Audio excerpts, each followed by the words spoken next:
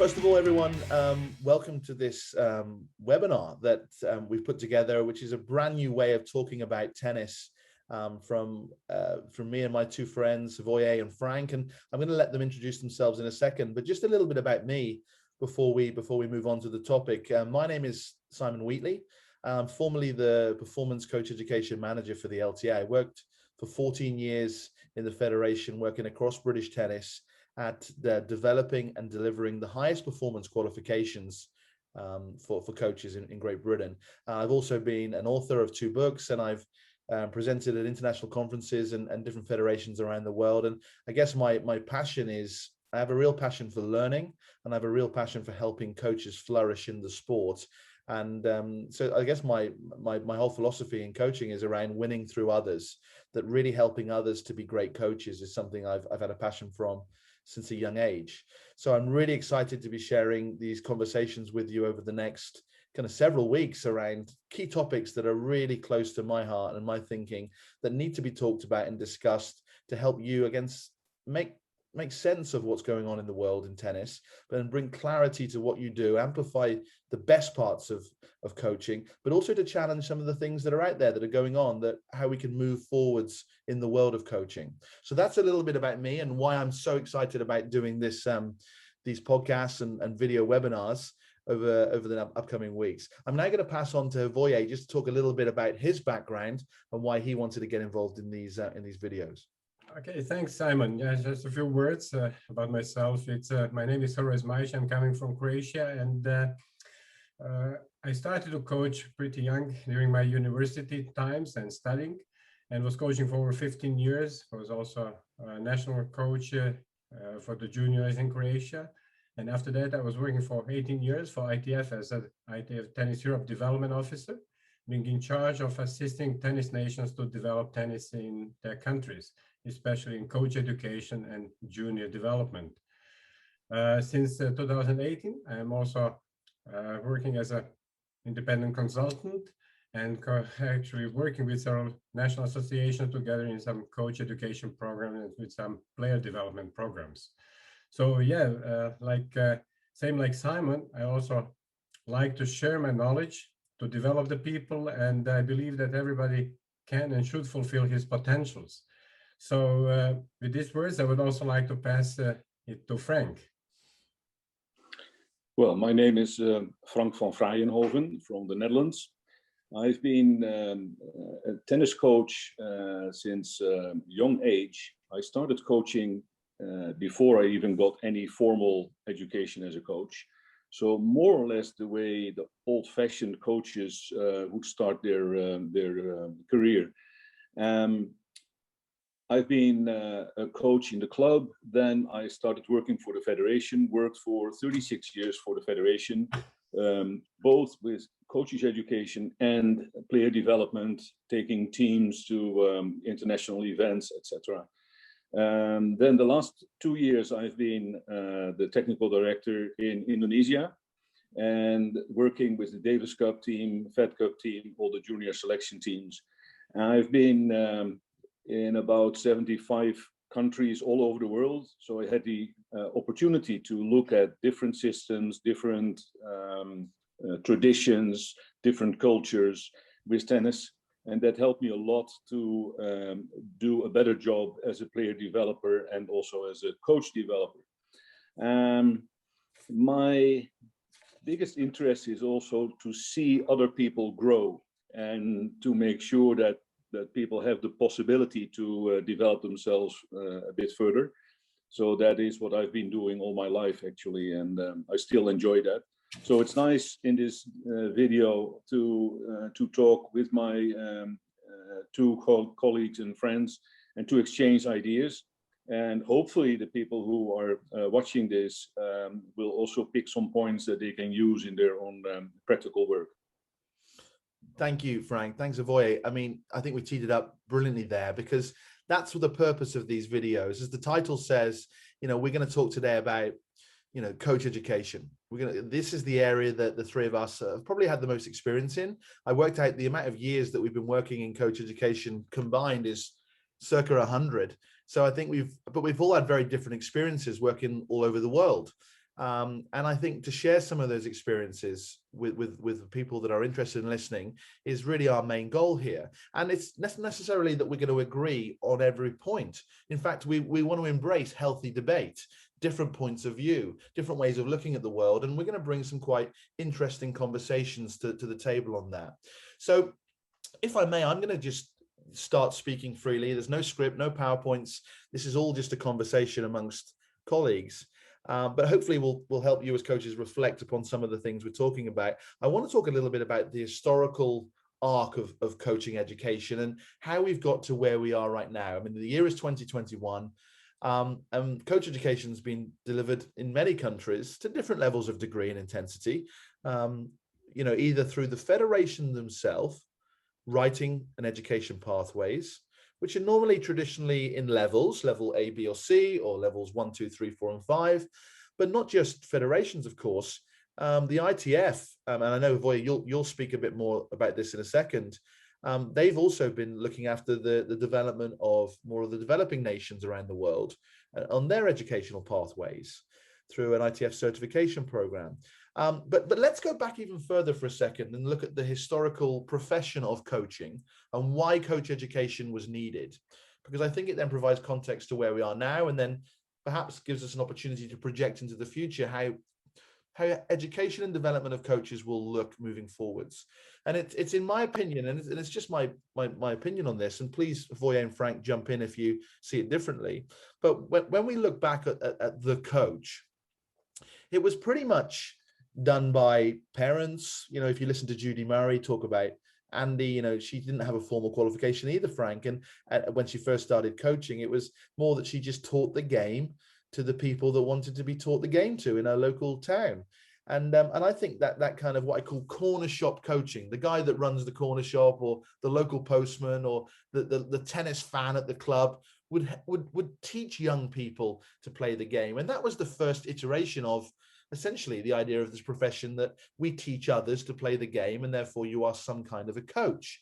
And then what happened over time is, of course, it became more professionalized, and physical education teachers in schools. And I think about the 60s and 70s and 80s, the 1960s and 70s and 80s, where we started to qualify more teachers in physical education, and when tennis was often a popular sport to teach children at both primary and secondary modern school age. And therefore we started to develop a bit more idea of, well, we teach tennis to large groups. And then, of course, what happened is as federations started to become more and more developed, grow their personnel, they started to develop coach education departments, because they recognized that coach is king or queen, and they have a real opportunity to grow retention in the sport, to accelerate talent to fulfill their potential, as you said, Avoye. And therefore, there was this transition from, well, maybe we need to turn it from an amateurish, volunteer-based service from people at the tennis clubs that would offer support to young people or adults, to actually a profession, to a certified profession that recognize that coaching is a job, either part-time or full-time, but there are skills that you need to develop in order to do that job well. And therefore we need to put in official training in order to help develop coaches to be deployed into clubs, to schools, to academies, to develop players. And of course, there's still a more organic route into coaching, which is being a player and then not knowing what to do if you stop playing tennis or if you stop your university, and then you fall into coaching perhaps. But when I look back on the historical kind of trajectory, and this is a real low resolution, grand narrative way of looking at it, because I know it could be different in different countries, but I really believe that that's probably captured, as I said, in a very simple way, the historical transition of moving from volunteer-based service to teaching in schools, which you'd have to have some training in, to actually then federations setting up systems to train people through official certifications. And then what came on the back of that, of course, was, well, once we've qualified these people, what do we do with them? And what we need to do with them is to keep them updated, keep them upskilled. And therefore, what happened is federations recognized that we need to develop coaches continuously through accreditation programs. So at the Lawn Tennis Association, we had a license points program, which was, I think, implemented by Ann Pankhurst back in the 90s, which basically said that you had to get so many points per year to maintain your license with the federation. And that was a way of trying to motivate people to stay current, stay engaged with the federation's initiatives, to keep developing them on the job in their field. So we keep improving the level of coaching year on year. So that's a little bit how I see it. I just wanted to throw it over to the two of you to say, would you add anything to that, or perhaps dispute something and say, well, I see it slightly differently? Yeah, I would like to go a bit further back in time, not because I'm the oldest and because I all experienced it from firsthand, but our Tennis Coaches Association started in 1928, and the way they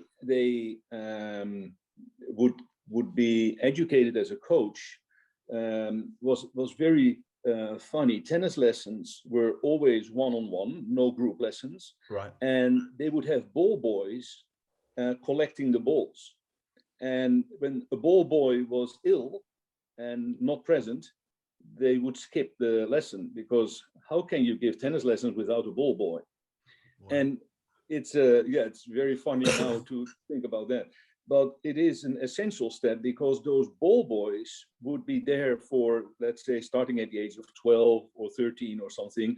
They would stay with the coach for several years, listening to what the specialist would say, how he would correct things, etc.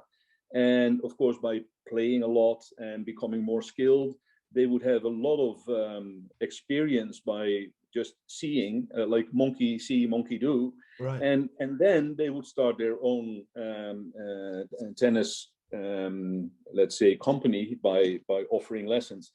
And they started to structure that. In the Netherlands, I know that the first part or commission in the or committee in the federation started in about 64 or 68.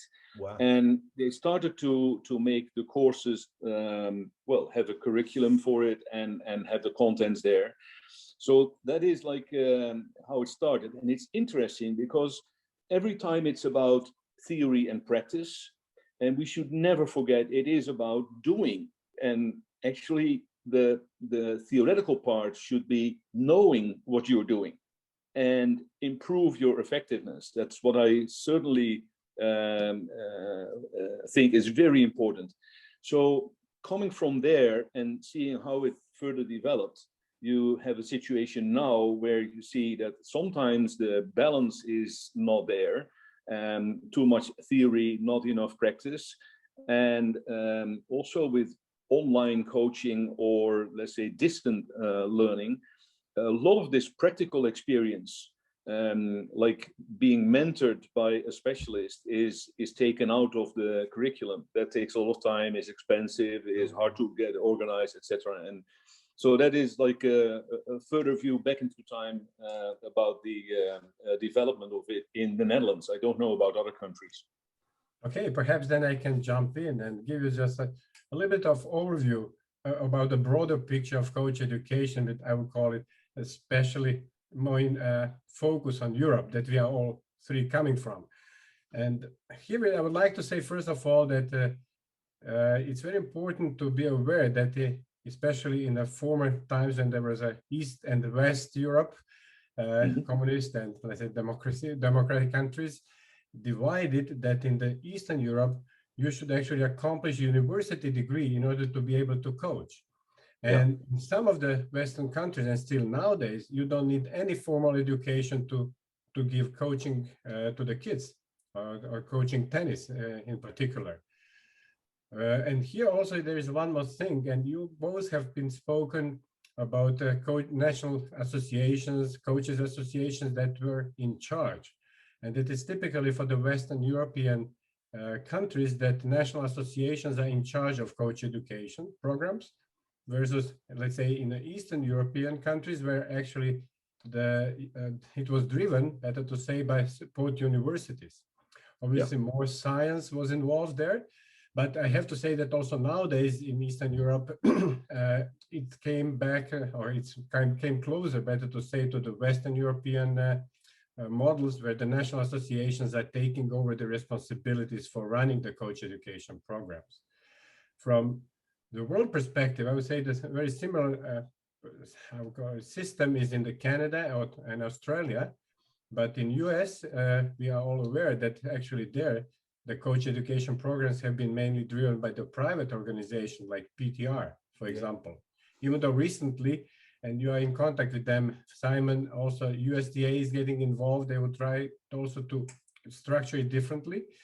And there are also some private organizations like PTCA that try to also create like an international licenses that we'll be also talking a bit more later on.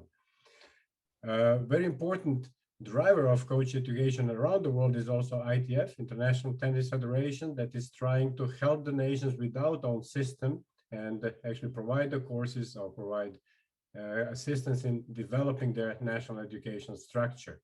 So I hope that with this few information, also our audience can get a better understanding of the complexity of this coach education landscape, I would call it, around the world. So wow, there's loads of things to unpick there, I think, which interest me. And I think one of the things to unpick is this whole idea of the intensity of coach education per se, because there will be a lot of people listening that will say formal coach education it doesn't mean anything. It's it's learning on the job is the only way to become a good coach. So a lot of people that are critics of coach education, I mean traditional pathways of qualifications, they're not particularly complimentary about them, and mainly because they feel that it's a vocational job, it's a doing job, as Frank said, and therefore why should I sit in a classroom, or why should I go through a formal course, modules and assignments and be assessed, when actually I'm going to learn best from being on the job. So should we unpack that a little bit, because there is a divide there in society around what people perceive that the role of coach education is in terms of official certifications. Does one of you want to jump on that? Sure. I think there are several elements there. Of course, you have to understand where our references come from in life. Let's say as a young parent, when you have children, your base of reference is what your parents did to you. And even without really realizing, you would do a lot of things similar to what your parents did, except for some things that you really didn't like. You will skip that and find another solution. But further on, it is your firm basis to start with, like, this is how I do it. In tennis, it's similar. The way you were developed as a player by a coach, even if it's like recreational in a club, those are your first moments of learning in tennis, and that will be a lifelong reference for you. For a lot of people, without realizing, it is what you go back to, because that feels comfortable. That's like, yeah, that was how it was, and I can use that. So to have an alternative for that and go to other methods of teaching, that is actually what we have to implement, to make sure that you make choices. It's not how to tell them how you have to do it, but it's interesting to know what other and probably more effective possibilities there are, so that you can learn from them. So Frank, am I understanding you right, that you're saying that it's as much about unlearning things as it is about learning things, and adding to your toolkit of your repertoire of possibilities as a coach? That's one of the major jobs of coach educators, right? Yeah, except for the word unlearning. I mean, you cannot unlearn something because the connections are there, but you can replace them by better ones. So the example that you may recognize is, I always talk about coaches who have the latest iPhone in their pocket with all the possibilities there are, but in their coaching, they still work like they have this old black telephone where you have to dial the number. You have to turn this disc to get the connection. And if you would never be informed about other possibilities, still using that old phone, and you don't know about an iPhone, it means that you will always stay like in like a century ago. So in coaching, realizing that you got your basic instruction information in the 60s or 70s of the previous century, then there is, of course, much more now that we can use and make it more effective. And that's part of the instruction. For me, the theory should always have a practical value. And by teaching them things that they can use to be more effective in coaching, that is the most important thing that we can do as a coach educator. Look, That's a great Simon, point. we have Oh, been yeah. always confronted with this question of purpose of the formal education, but I would always ask the people that are questioning formal education is, would you bring your daughter to the dentist that was just actually working with another dentist without having a formal, let's say, university and finish his formal education? I would say that none of the parents would agree to bring a kid to somebody who doesn't have I would say, a formal degree that he's a dentist. Yeah. Perhaps that's a perception of a coaching job. What is a coaching job? If coaching job is just teaching forehand and backhand stroke, perhaps you don't really need any formal education. But if you consider that as a coach, you are influencing personality of young people. It's more almost like working as psychologists, as we all know. And if we are considering that in sport, we can develop a lot of life skills. That is also more and more important topic in coaching, I would say also in LTA and KLTB and around the world.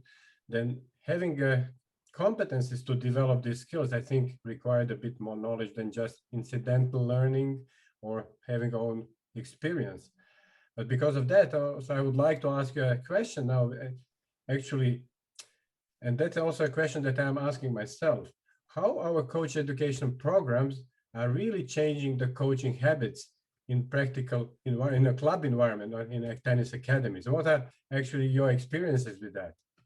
So if I may, I'll just jump in on that, because you've just said something very interesting to me.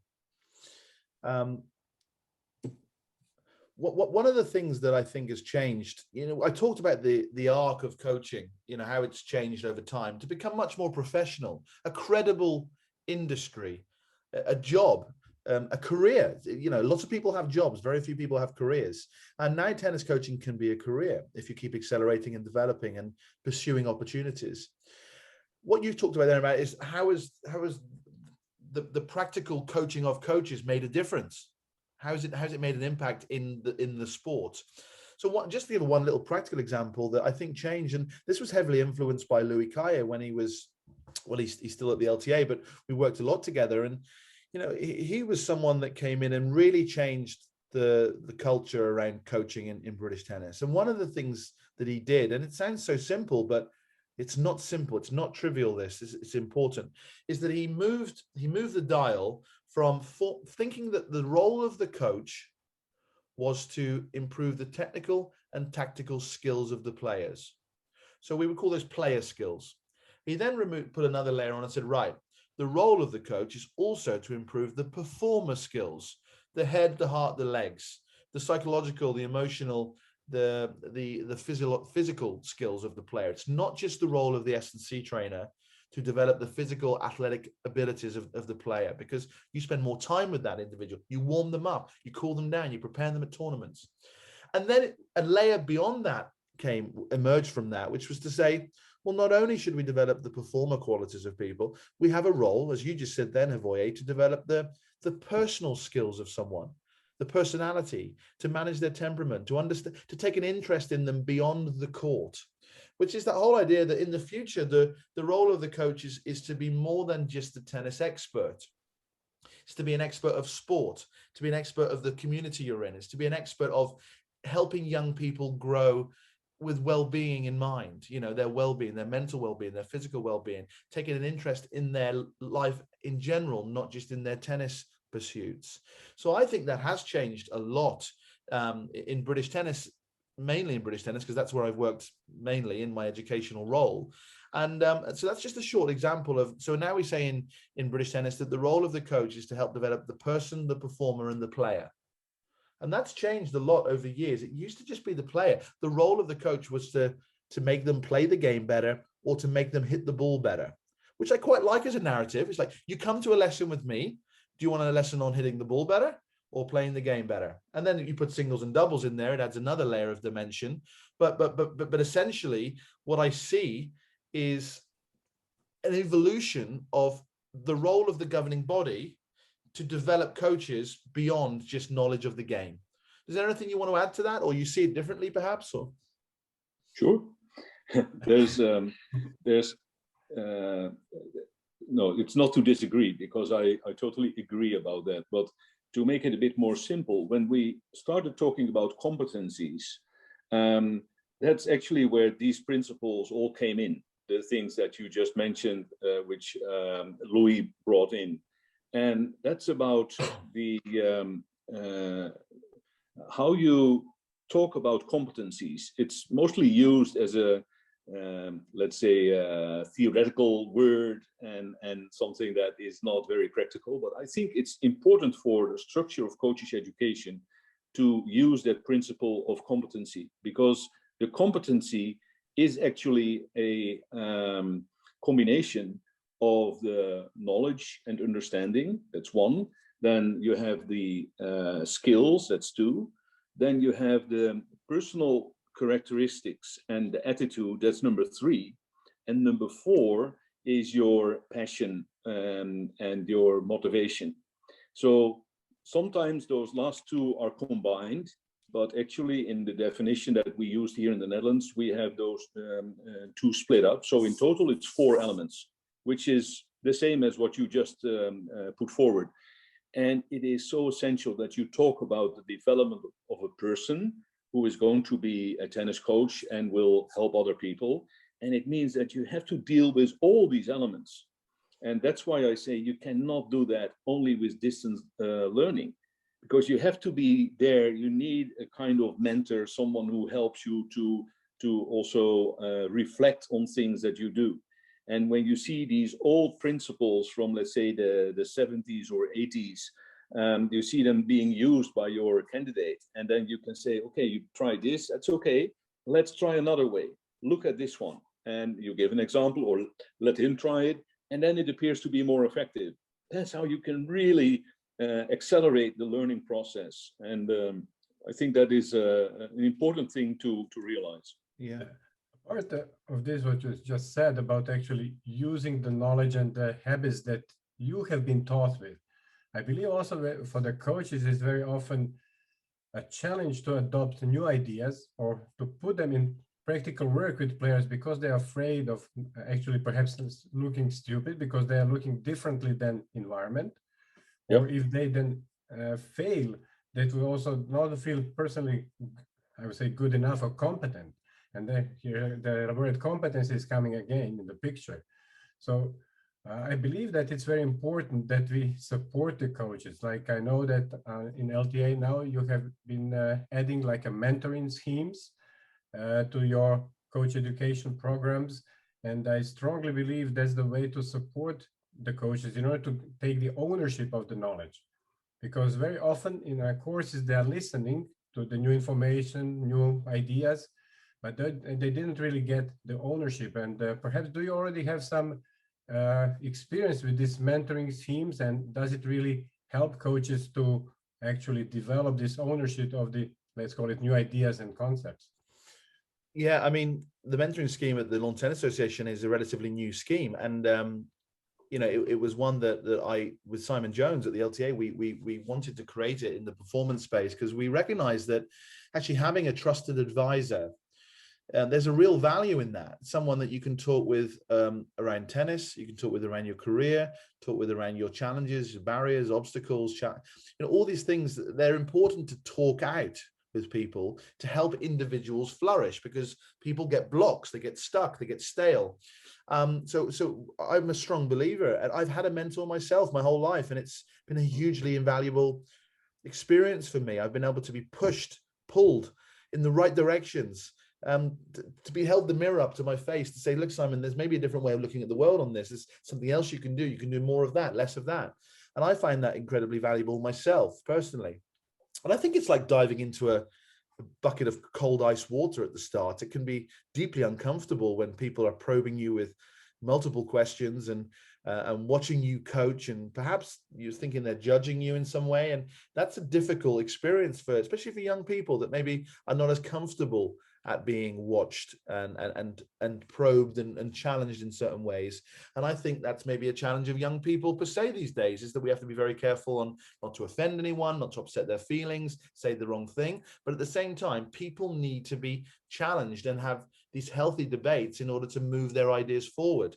So for me, yeah, it's been a usually impactful experience to myself, but I know that in British Tennis, through the pilot project, there was a lot of good results, data-driven results, feedback from the candidates and the mentors that this really helped people to move forwards, to see other realms of possibilities in their life beyond just what people can see blinkered with their eyes, what's right in front of them. So you can really open people's minds up to thinking differently, feeling differently, acting differently, working differently. So I'm a big believer that it will make a massive impact, because what I like about it is it's one-on-one. It's about you. Whereas that's the challenging coach education, isn't it? I mean, maybe we can talk about that when you go to a course, a level 1, level 2, level 3, you are part of a cohort of people. And there are some huge advantages to that, because peer-to-peer learning and getting exposed and having time to think and feel and digest the information. But the danger is that you're essentially, a template of information is put onto you through that learning program, versus maybe what the learning needs are of me versus that person versus that person versus that person. So that's another question to maybe talk around. Does anyone want to talk about that?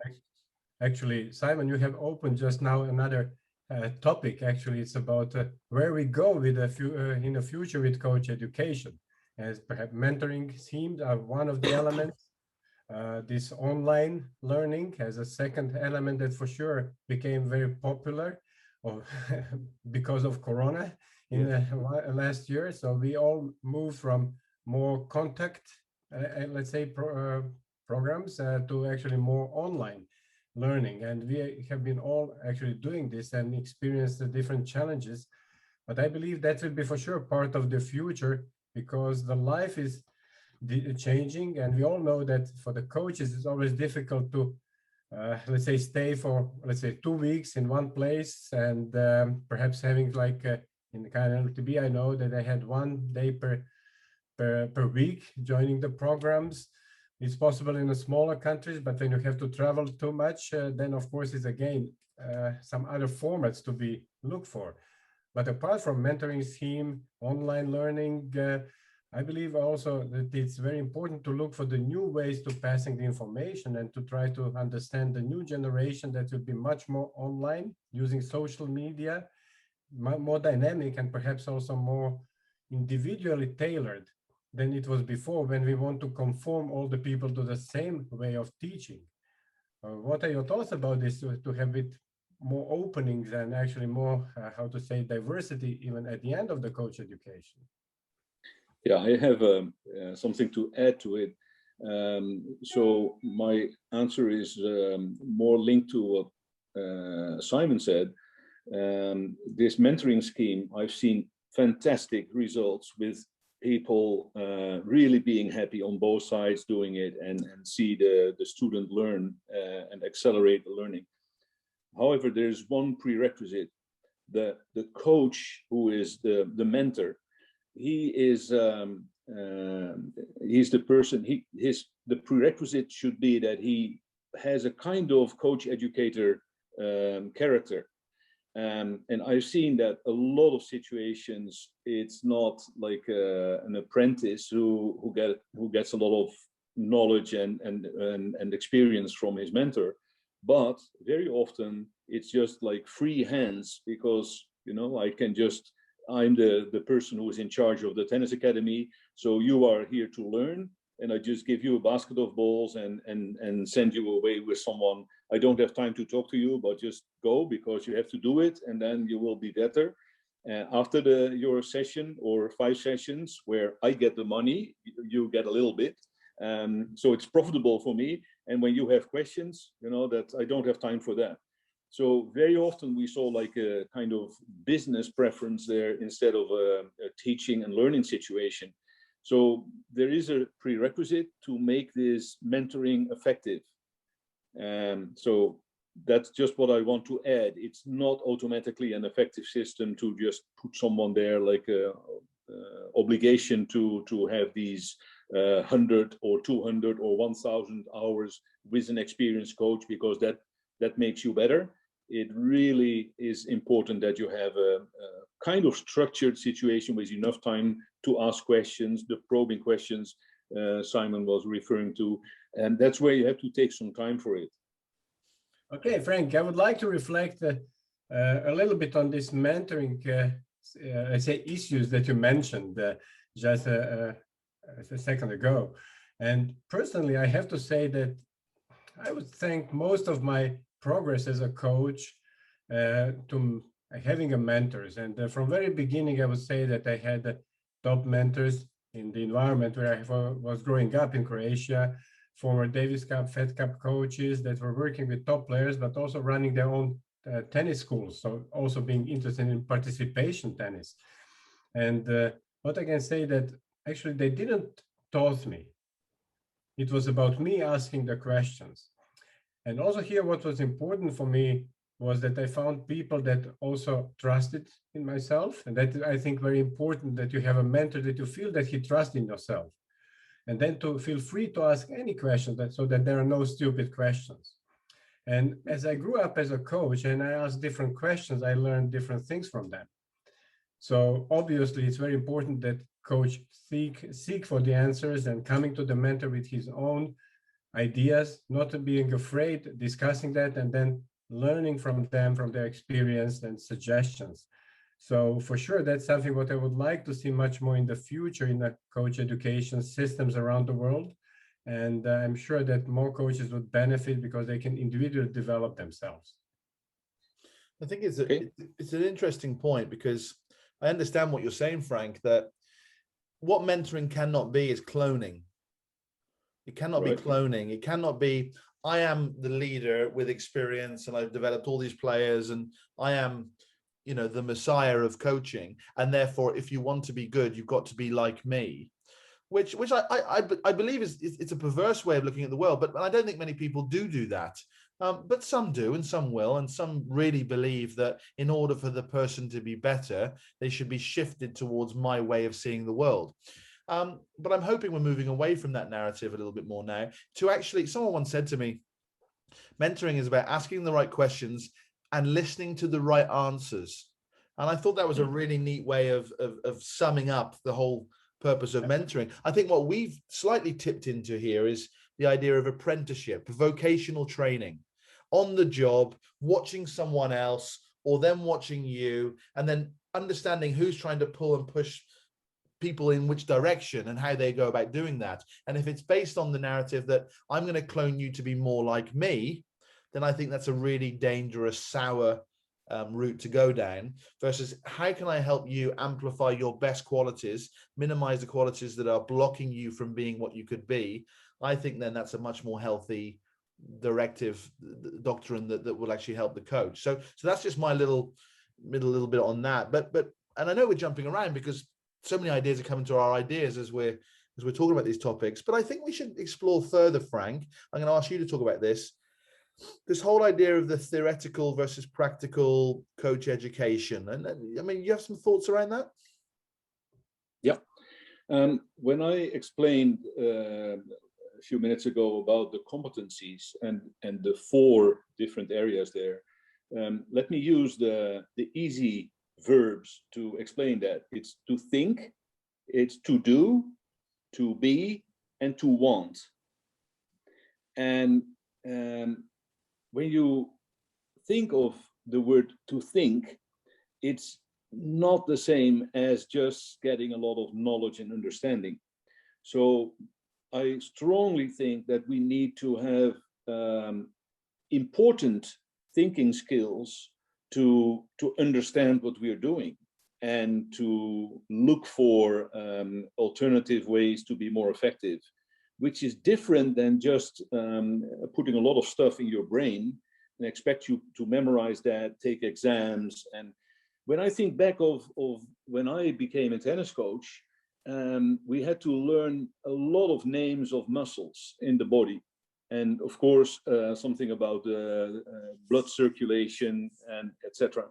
And I started to criticize that more and more, because in my long career working with top players and with beginners, starting players, I never had to understand or use the words for that I learned in Latin for the muscles.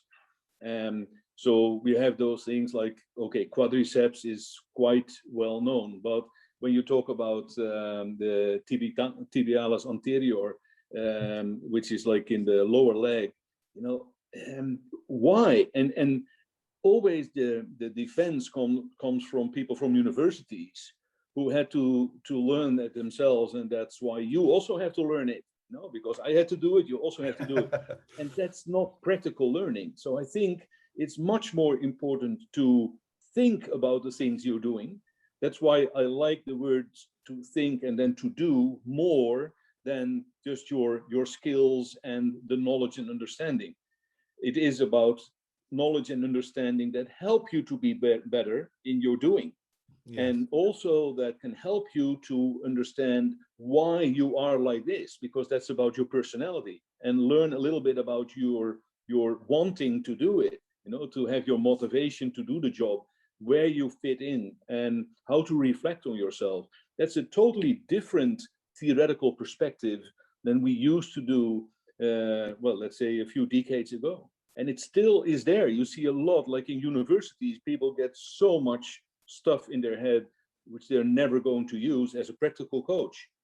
It's different if you want to be a physiotherapist or something, but I actually never had any advantage of having this large theoretical background which they gave me in my education to become a coach.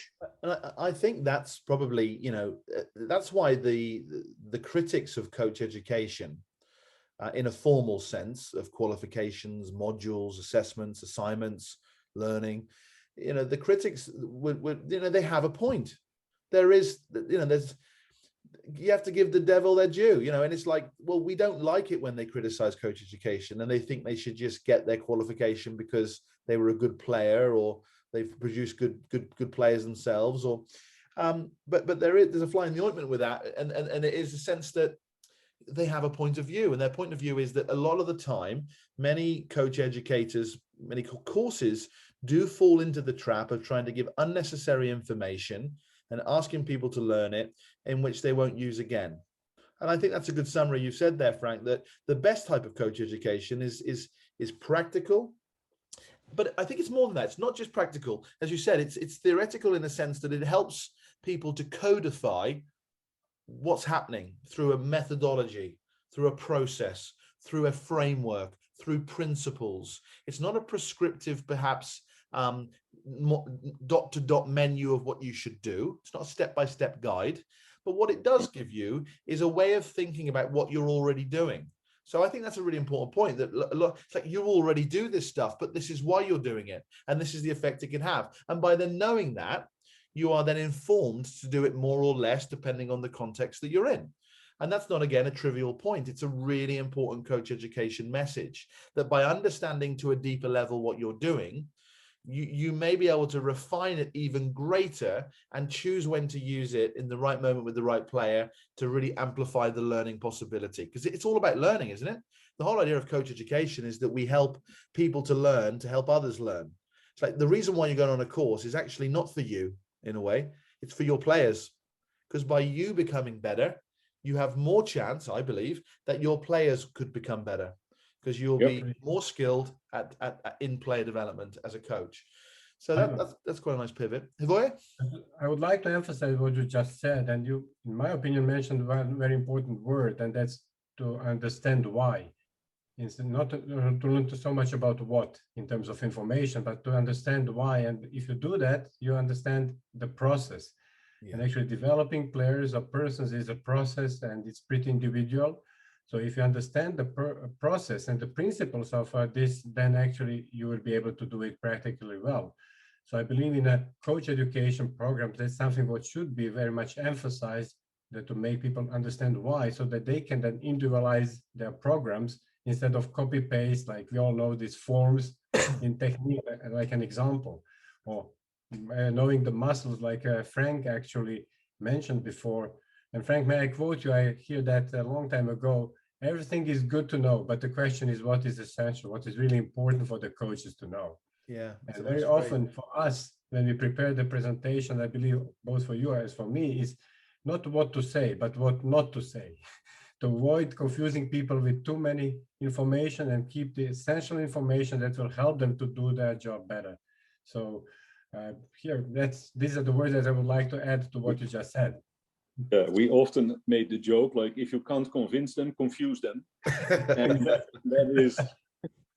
So we are confusing today the people at the end of the day. That was our main message for them, to be confused at the end, and no less.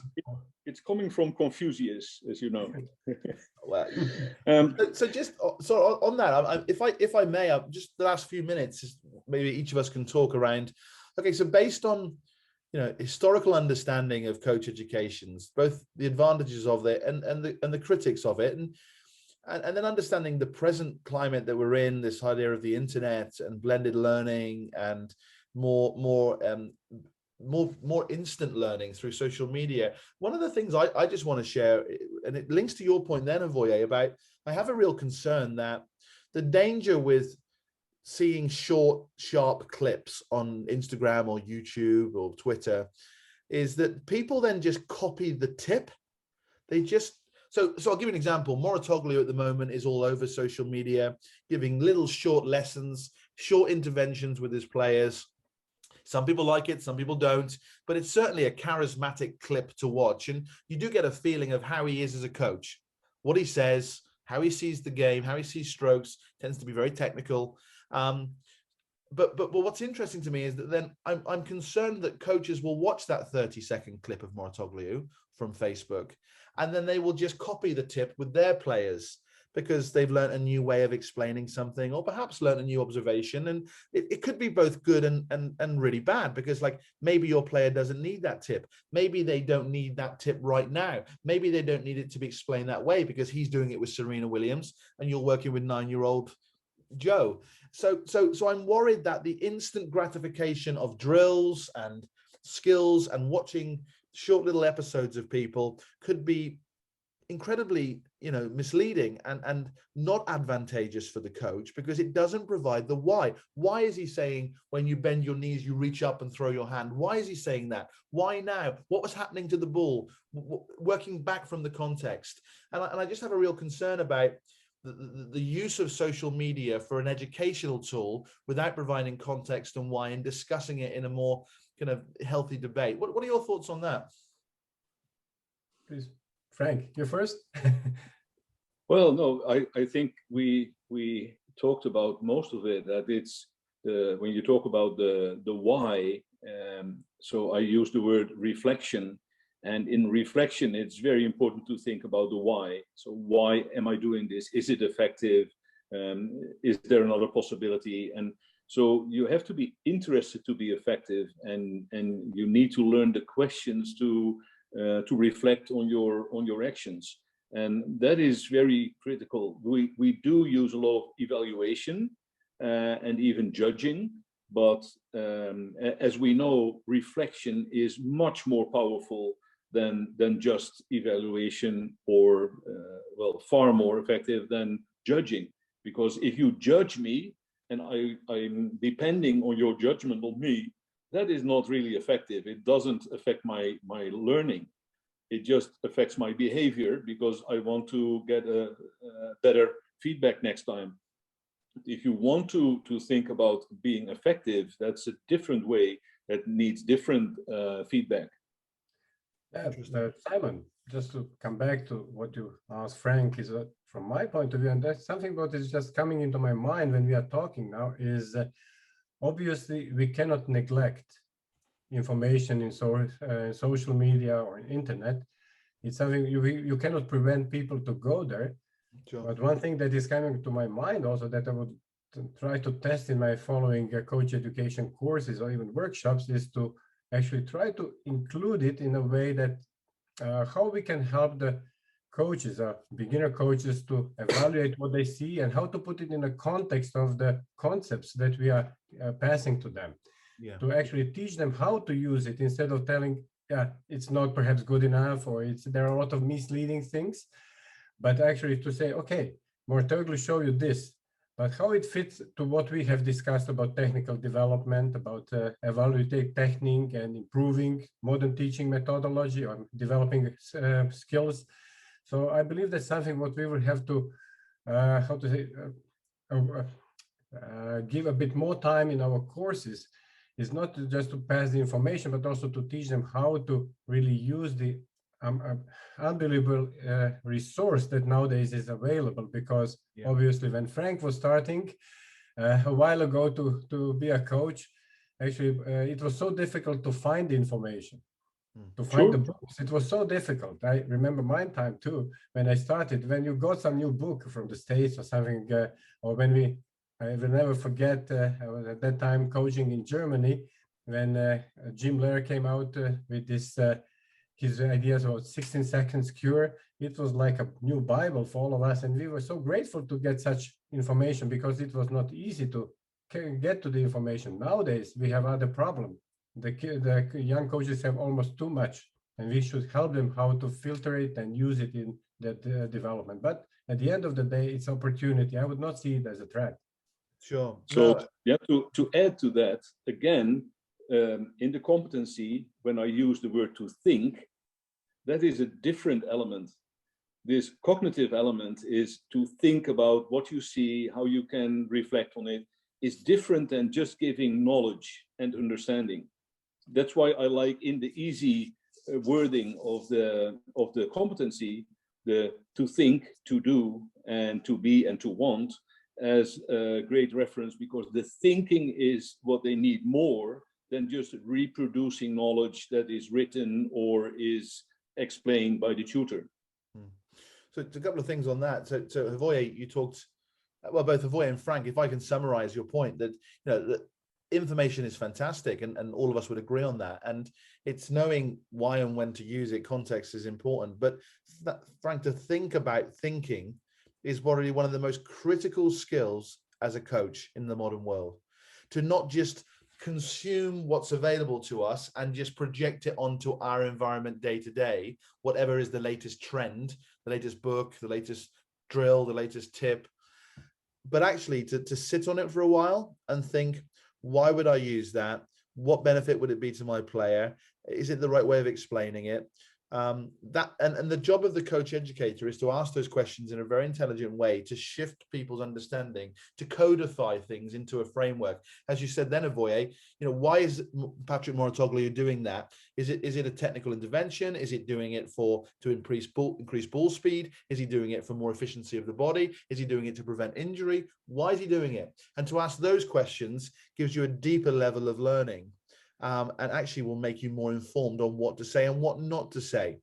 Because I have a strong belief that in coaching sessions, and this is kind of a blanket, statement, that a lot of interventions we give as coaches probably are unnecessary. Maybe because they're wrong. Maybe we've seen the wrong thing and said the wrong thing, or maybe because the player's already doing it and we didn't need to say that. So I remember doing a course once, and it's a funny story. And the drill was, the coach wanted the player to bend their knees on the serve. Come on, bend your knees. Come on, you need to bend your knees. No, bend your knees more. Bend your knees more. Really, come on, sit down on the court. Sit down. And I looked, on every single repetition, the player was bending their knees, but the coach had a block in their mind, and they just was obsessed with giving the verbal tip of bending the knees. So I pulled the coach aside afterwards and said, how many times do you believe that they didn't bend their knees? Maybe 4 or 5 times. I said, look, I filmed it. I said, let's look back together.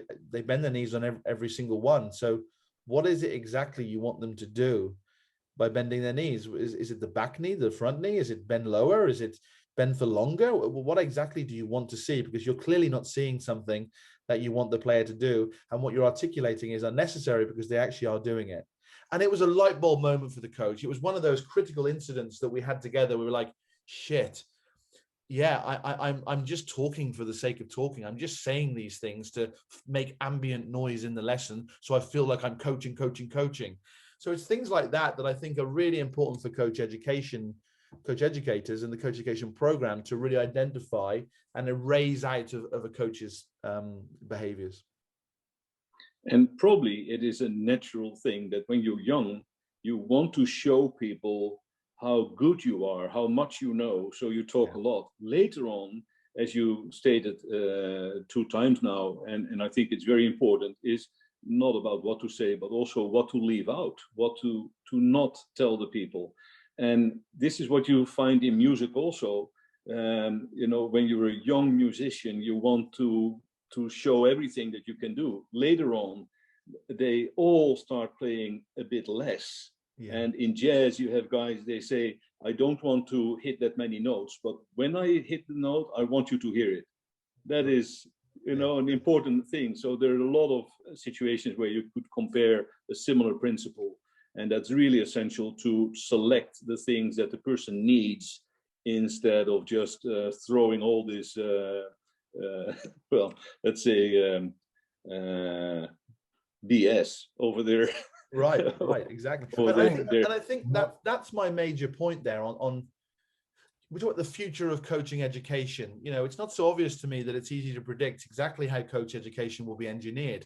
I agree with Voye. I think it will be more tailored, more bespoke. It'll be far more flexible. But at the same time, I still think there's a place for people going through a learning program that moves them in the room in the right way, that peer-to-peer learning occurs, but they also get exposure to international experts in their field, so they can reduce the natural errors that can occur in coaching by listening to experts to teach them their lessons as well. There's something important in that storytelling back.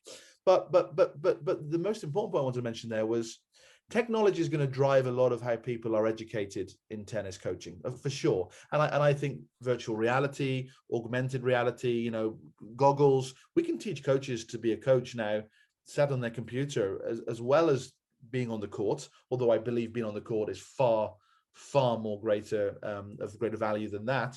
But I think everything is possible because we don't really know exactly what the technology can do for us yet in learning. But the other thing is understanding the impact of your interventions. I think that will change a lot in the future. There'll be far more understanding around, you know, look, we need to really measure what you're saying and how you're being as a coach, because that has a direct influence on how quickly we can get your players to learn. And so the direct correlation between what we say and what we do and the learning of the player, I think that will be codified and because it's hard to measure the effectiveness of a coach if you just use rankings and ratings as your only measure. Like, is that coach good?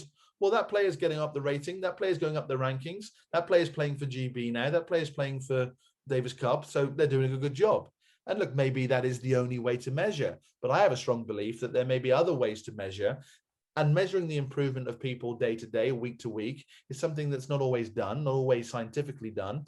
And from a psychological point of view, understanding exactly what we say and when we say it and the impact it has on performance, I think that will be a really big part of the future of coaching per se. Well, first of all, I'll conclude the meeting now as well and saying thanks very much to Frank and to Voye for, I think, a really fruitful discussion, because we touched on a lot of topics, and from both a high level, a broad level, and also a very narrow level. We went into a few topics in detail, and I really enjoyed the discussions with you. I certainly am thinking 100 miles an hour right now about what we can talk about in the future, how we can break things down, how we can make sense of things for people. But I've really enjoyed the discussion. So thank you for your time, and I'm really looking forward to our next chat.